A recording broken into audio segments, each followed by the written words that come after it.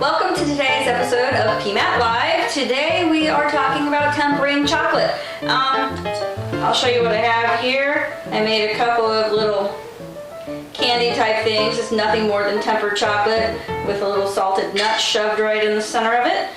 Very simple to do and tasty. I took a couple of little pools of tempered chocolate and just added just the slightest little hint of pink sea salt. And then I've got some little decorations that you can shove in the top of a cake or in some ice cream or just whatever. You can also write them directly on a plate and use it as decoration. Like with this little flower, you could fill this with different kinds of fruit coulis and have a cute little edible decoration right on your plate that complements whatever it is that you have made. So, we'll get started in just a moment. Let's talk just a minute about tempering, why we temper chocolate. The fat in chocolate is cocoa butter, and depending on the temperature that you hold the chocolate, the fat crystals that form will either be loose and sloppy or very, very small and regular. What we're looking for is small and regular crystals. That'll give us a nice sheen to our chocolate, a nice snap when we break it, a nice mouthfeel. It'll melt right at body temperature. Chocolate that is not tempered melts a little bit lower than body temperature, which is why it melts on your hands, which is why M&Ms need a chocolate coating. A candy coating, because that chocolate is not tempered. And if you just held it naked in your hand, it would end up all over you. So tempering chocolate is important only if you want to make chocolate candy or chocolate decorations using real chocolate. You can buy those candy melt jobbies and go for it. Those have some kind of crazy other fat in them that is going to set up no matter what temperature. So, that's certainly a nice cheat, but it's kind of fun to know that you can do it yourself. It can be a little intimidating, but I am here to help. I am not the best at it either, so it's good practice for me. So let's go ahead and get started. What we're looking at, we want to heat the chocolate to about 105-10 degrees, and then we're going to cool it to about 87, 88, 89 degrees, somewhere in there. And so we'll be able to tell that because the chocolate's going to be liquid. It's going to be definitely cool to the touch. The best way that I know of to chop up the chocolate nice and finely, if you don't have one of those chocolate forks, I'm not one to buy a whole bunch of equipment that I'm not going to use very frequently. So the best thing to use is just a serrated bread knife. Hopefully you can see that. I'm going to hold the knife kind of weird. See how easily that cuts down through. It makes really nice, fine shards of chocolate, because the more evenly this stuff melts, the better off we're going to be. Okay, so here's our chocolate all chopped up. I'm going to take roughly 2/3 of it. Probably I'm going to err on the side of caution. Take a little less than 2/3. Throw it into the double boiler, let it melt, and then we're going to bring the temperature back up by seeding with some of this chocolate that is already at room temperature. Okay, so let me show you the double boiler setup.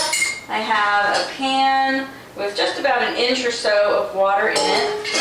Right now it's over medium-high heat just to bring it up to temperature. And then this is an old double boiler insert from a Farberware set that I got from my grandmother. The pan I killed about 1.5 years ago.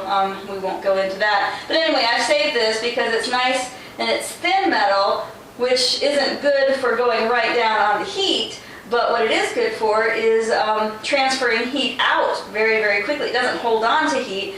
So once I take the chocolate off the double boiler, then the chocolate will cool down pretty quickly. So that is the plan. So I'm just setting this in here, and we're going to go from there. So in goes about 2/3 of the chocolate.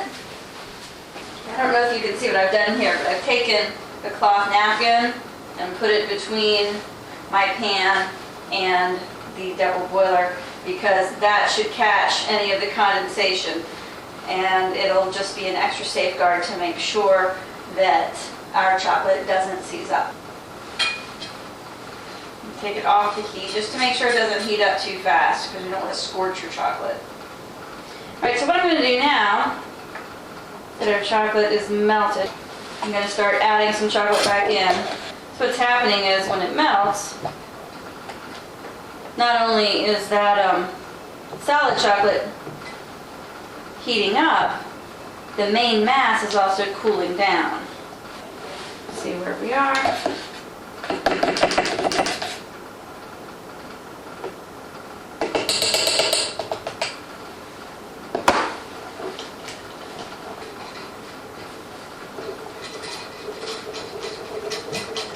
If you can tell, the chocolate's starting to thicken up. Kind of looks like pudding at this point. It's taking longer for the seed chocolate to melt, which is a good sign, which means the overall temperature of the whole shebang is coming down quite a bit. Temperature again.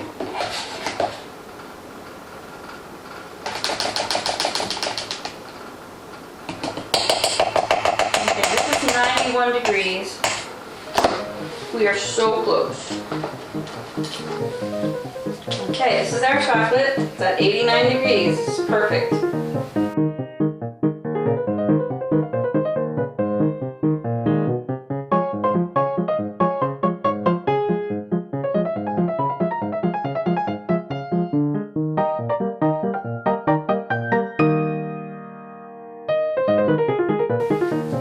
The more places you can have the chocolate touch, the stronger your decoration is going to be, of course. All different sorts of stuff you can do with tempered chocolate. And then once it cools, you carefully peel it off of your backing and use it for whatever you need it for. Can you guys see the sheen on that chocolate? Hopefully you can.